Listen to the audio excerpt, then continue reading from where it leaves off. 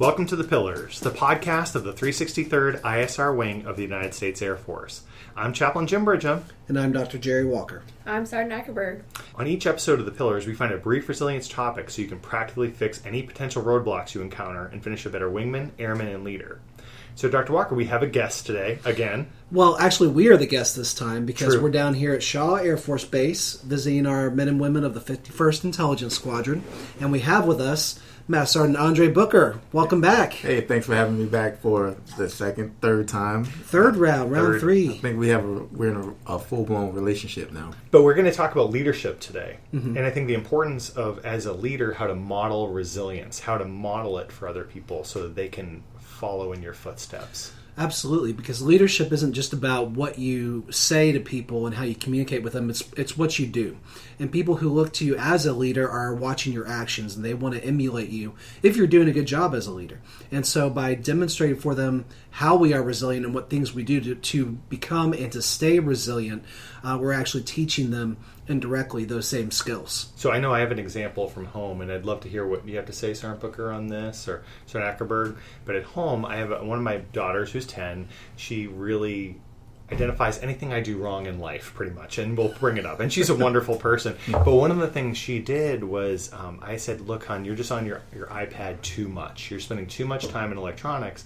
And she looks at me and goes, well, I'm on it just as much as you are on your phone. Ooh, hit home. And I realized that I had been modeling for her too much time on electronics. And I had to ratchet back for me, because I'd tell her, like, hey, look, screen time for you is limited to the pediatrician prescribed time, which is 2 to 3 hours a day. Really, I might have been on not 2 to 3 hours consistently, but when she saw me, it was on. And it's checking my government email or checking my personal email, realizing, like, hey, I need to tone that down in front of her. So what are some examples of things you guys model in your life? Just by being a positive person. You know, nobody wants to come be around anybody that's a Debbie Downer or somebody that's always negative or, you know, just against the grain on everything. So, you know, if there's a assignment that the commander or your section chief has given out, you know, maintain that positivity, even if you don't understand, you know, the purpose of you doing that particular assignment or task. You know, there's going to be an end result, and so if you stay positive, it's kind of like going to wear off on most of the folks in your duty section. So me, as the first sergeant, I walk around, I have terrible days. But I know when I get out my truck in the morning, I know I need to be positive at all times, because guess what? There's airmen watching me. There's my undershirts watching me. There's the commanders watching me. So if I maintain that energetic, positive energy, then eventually it's going to wear off. But if I come to work, you know, just negative, grouchy, angry, then it's gonna show, when somebody's going to pick up on it and they're going to follow suit, because, you know, like I said, when I first joined, I wanted to be like my first sergeant. Oh, okay. So he's an example of a good leader. Well, and the key thing, especially as a SHIRT or any kind of helping professional or commanders or NCOs, what we forget is that you might have a bad interaction in a room, and then you walk out and see other airmen that don't know you've had that impact. Mm-hmm. And so they just see you as the negative or positive person. So we have to realize we are on stage to a certain degree. But if you adopt that mentality and you're positive, that spreads like wildfire. And it's just an important thing to note, that people can't see your whole day. They can only see that and that experience with you at that very moment. What I use as a trigger is when I walk through doorways, I am joy. I am passion. And I have these certain things that I tell myself, because sometimes, again, hard conversations, and you walk out and say, okay, what am I going to do to bring joy to this room? So I'll say, I'm going to bring the joy today. And I'll walk in. Sounds corny, but how many doorways do we walk through in a day that can serve as a constant reminder? And I change it day to day, but it does keep me focused on the people in the room. Yeah, I have to agree with the positivity. I think that when we remind ourselves that every day we wake up, we have a choice. Right, and this is something I use with my daughter, because every day it is waterworks to get her to school. Like, I don't want to do it, right? And so I talk about, well, if I didn't do anything that I wanted to do, nothing would get done, right? And so we have a choice, and so are we going to have a good day or are we going to have a bad day? And so I ask myself that too on the ride into work. Am I going to have a good day or a bad day? Knowing what you're going to impact in that day, all the people you're going to interact with, are you going to help them have a good day, or are you going to add to their already bad day? And so for me, I love to just make people smile, laugh, you know, that way that they can kind of turn some of the negative around to their positives as well.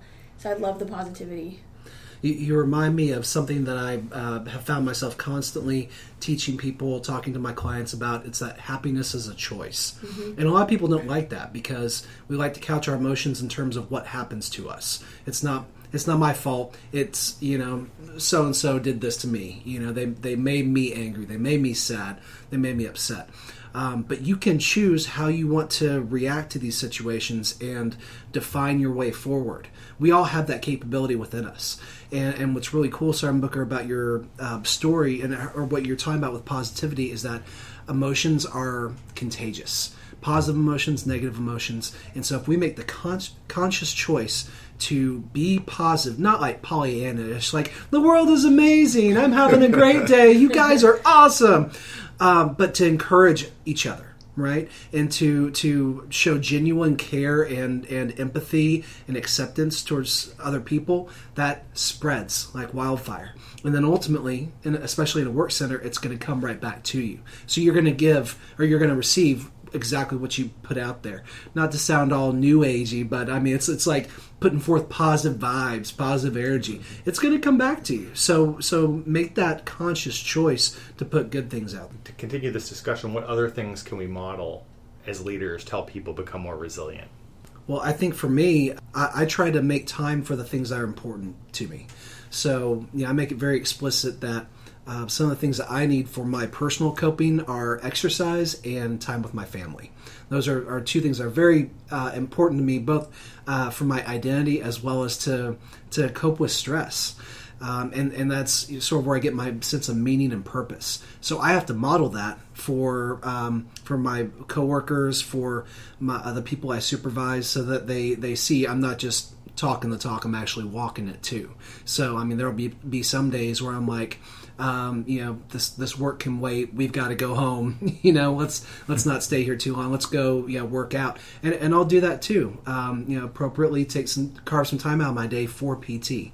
Or know when I've got to take a day off just so I can take care of my family, because for me they come first. But I've also got to take that same approach with people who work for me, and allow them that as well. I love it. Great. Yeah. I think the best thing that I model is just moderation. Being able to show them that you can be totally mission focused, and you can be a great parent, and you can be a stellar airman and an awesome 5'6" person, and but where's the moderation within all that, because we get pushed so hard to thrive, for get your education or be great at your job, get your next level in all areas. Right? But how do we manage that in all areas, and how do you take time from you to then give to your airmen? And so I think modeling moderation has been helpful when I'm trying to teach my airmen, how to be the next NCO. Yeah, for me, I'm like a checklist guy, so every day I write down things that I need to do. Okay, make sure I call my mom, check on my grandmother, walk around the squadron, do something to take care of myself. So every day I set these goals, and it's all about taking care of people in addition to taking care of myself. So my squadron knows around 15:30, guess what? I'm walking around, I'm talking to everybody, cracking jokes, checking on everybody, because I know about that 16:30, 1700 time, I know somebody's coming into my office. So guess what? That 2 hour time span or hour time span is blocked off for individuals within the squadron. During the day, guess what? I might take my lunchtime to do my homework. I'll shut my door. And then also I'll do something for the base. Also, as a first sergeant, there's things that we have to do for the base to make the base a better place. Attend a 5-6 meeting, attend a top 3 meeting, or mentor some CGOs, FGOs, or just bottom line, just sit down and have that one-on-one time with my commander, because he needs it too. Well, and I think the key thing I'm hearing from all of us, although it's different for mine, I have a very specific routine in the morning. And I know that's where I derive my energy from. The key thing is whatever it is you're doing, to put that into your schedule as almost a non-negotiable, with exception for all of us in this room when there's an emergency or an ops event. But when you do that, you derive more energy when you know that that's something that gives you that ability to bounce back.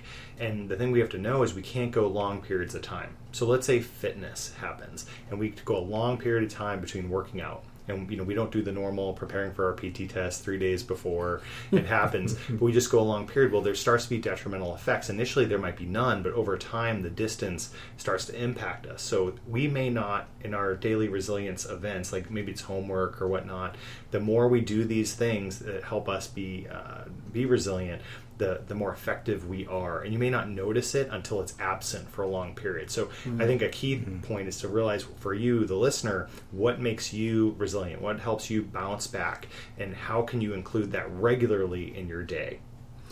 I like what you're talking about, because it implies that we have to be intentional about scheduling it in. And Sergeant Booker, you said you have a checklist. I mean, you're explicitly writing down exactly what you want to do, and that's part of your routine. It becomes something that you can't push to the side, unless, like we're talking about, there's a crisis incident. But it's something that you have to do. And time is a finite resource. But we have opportunities to use that time in so many different ways that if we try to be 100% at everything, we're going to fail, because we don't have the temporal resource to actually make that happen. So we have to allocate time to those things which are important. And if we can even just build in 15 minutes worth a day of something that helps to build and maintain our resilience, once we actually need that reservoir, it'll be full.